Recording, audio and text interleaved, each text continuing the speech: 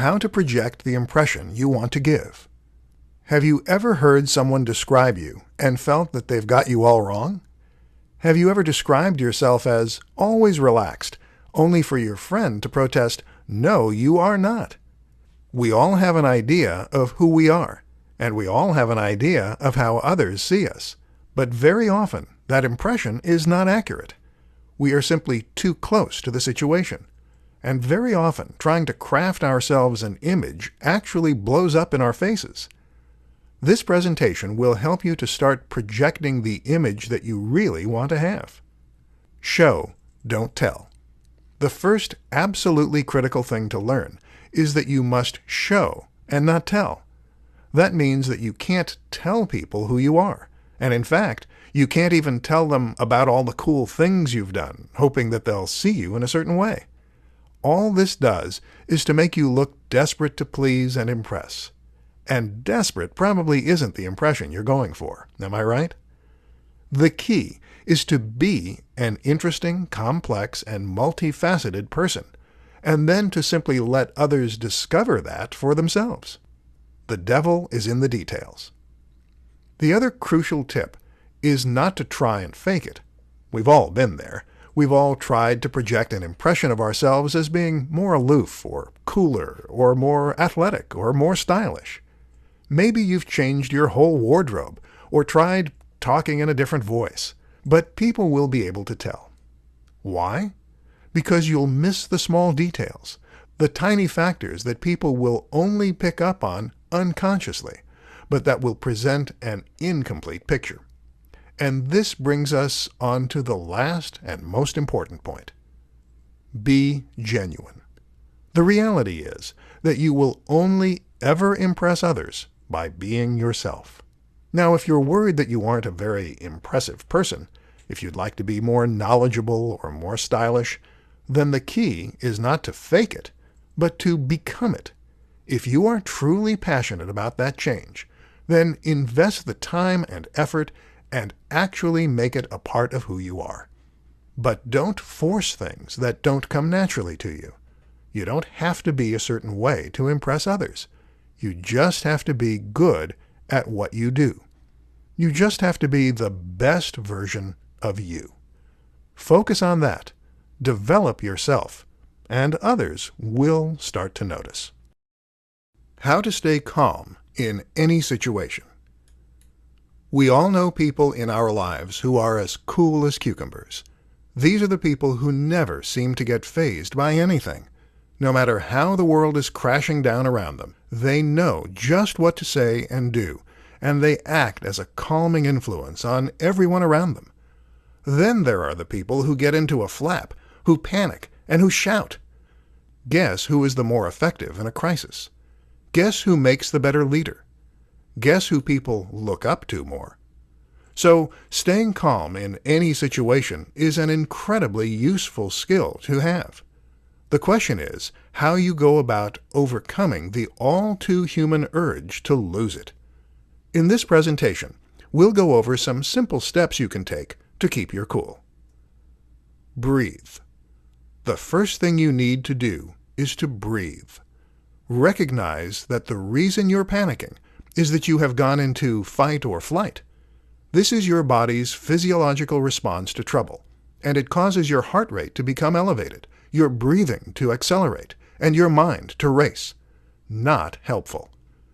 If you breathe, though, then you can regain your composure and fix your parasympathetic tone. In plain English, you can trigger your rest and digest state, which is the polar opposite of fight or flight. To get into this zone, you're going to use something called belly breathing. Breathe by expanding your gut first, and that way you can fill your lungs more completely, starting at the bottom.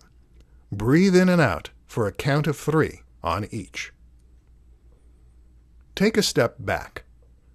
The next step is to try and get your head in the game by removing your emotional response. You might be scared, worried for a friend, or upset. None of these things will help. So instead, take a step back and try to imagine what someone who wasn't you would do in this situation. What would James Bond do? Assess the situation in a more removed manner, and you'll come up with a better solution. Assess what needs to be done. One of the reasons that many of us become frozen with fear is that we don't want to take responsibility and make matters worse rather than better. To avoid this, quickly identify the worst-case scenario and the best-case scenario. Accept the possibility of the worst-case scenario, but take the steps you need to take to work toward the latter. How to tap into the mindset of the most successful business leaders. How do you become a highly successful business leader? You might think it's impossible, but if you run through your list of objections, then I bet that few of them hold water. You don't have the money? Weren't born with a silver spoon in your mouth? Well, guess what? Neither were half of the biggest CEOs in Silicon Valley. Next. What about technical expertise? Maybe you think you need to know how to program, or you need to know how to build computers. Actually, that can all be outsourced. Even Steve Jobs used Steve Wozniak to handle the tech side of things. No, the only thing missing is their mindset. And if you're making excuses, then that's the first sign that you aren't in the right frame of mind. So what can you do about it?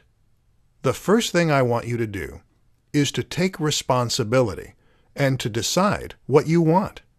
Where do you want to be? What do you want to accomplish? What are you passionate about? It is now down to you to accomplish that and make it happen. No one is going to hand it to you on a plate. Something that Tim Ferriss says is that you should look at the two worst outcomes. What's the worst outcome of going after your dream job, and what's the worst outcome of not? The worst-case scenario, if you set up your passionate business, is that it goes wrong. It crashes and burns, and you lose money and perhaps a little bit of face. But if you don't go after it, the worst-case scenario is that you stay stuck in the same job forever. You never challenge yourself, never stretch yourself, and never find out what you could have done with your life. At 60, you look back on your life, and you feel regret, although it is never too late to start. So find your passion and go after that. And no, I'm not talking about a compromise. You want to be the next Bill Gates or the next David Beckham? Then do that. Don't work in a tech firm, and don't become a soccer coach. Go for the gold, because it's only when you are working toward your passion and your true goal that your body, mind, and will be in alignment. It's only then that you will come alive and enter a flow state, a state of mind where everything else seems to slip away, and you can accomplish anything. How to tap into the power of your emotions. There are a number of science fiction tales that depict societies that have done away with emotion. These people have learned to completely eradicate their basal instincts and become creatures of pure logic. The idea? That doing away with emotion would make us more reasoned, more practical, and even morally superior. War would end. Suffering would be a thing of the past. All that good stuff. But you know what? Emotion isn't just some biological inconvenience. It is not an accident. Our emotion is there for a reason, and it has a number of critical roles. The key is simply being able to tap into that emotion and being able to choose which mental state we want to be in at any given time.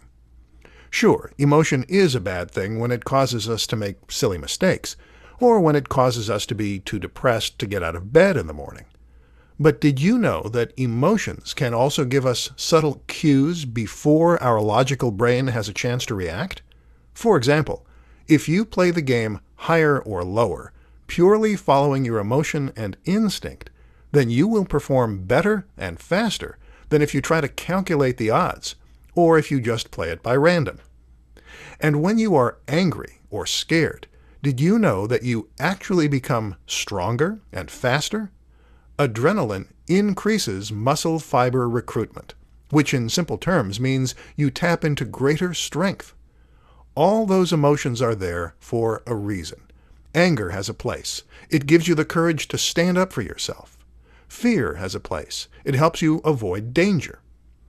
The key to getting emotions under control and tapping into them as needed is to learn to focus. Focus on the things that bring you comfort or the things that work you up. Need to tap into some reserves of strength, some latent energy?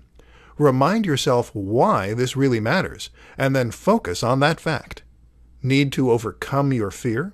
Then focus on the comforting facts of the situation. Maybe the worst-case scenario isn't so bad.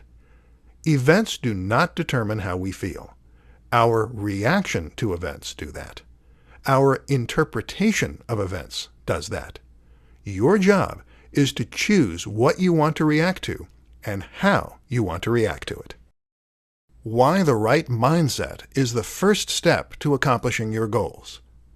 No matter what it is that you want to accomplish, the first thing you need to do is to adopt the right mindset. Everything that you are, everything you do, and all the world around you begins in your mind. If you change the way your mind works, then this will have a ripple effect in every facet of your life. When it comes to accomplishing your goals, the most important thing is that you have passion, dedication, drive, motivation, determination, vision. In fact, accomplishing goals is not hard. All you need to do is to identify what it is you want, come up with a strategy to get there, and then work tirelessly and unceasingly until you start to see the results you want. No, it really is that easy. Problem is, a lot of people get confused along the way. And it starts right at the beginning, with having the wrong goal. You see, all too many people will set out with a goal that they think they need to accomplish. They'll work to become the person their mom wanted them to be, or that society thinks they should be. They'll choose the goal they think is easy enough to accomplish, and realistic enough. Or they'll not be sure what they want at all. And when you do that, you will lose the ability to really go after what you want. This is the one factor that is critical in every single person who has ever been a huge success. They love what they do. They are passionate about it. They work on it in their spare time because it is what wakes them up in the morning, what drives them through the day. Do you think Einstein would have had as many breakthroughs as he did if physics was just his 9 to 5 and he hated it? Do you think that Elon Musk would be as successful as he is today if he had just worked for FedEx? If you want to become the best version of you, then you need to go after the thing that makes you truly come alive. And that in itself goes against a lot of what we're trained to believe. It takes a huge cognitive shift. But if you're going to accomplish everything you want to, then you need to change your mindset.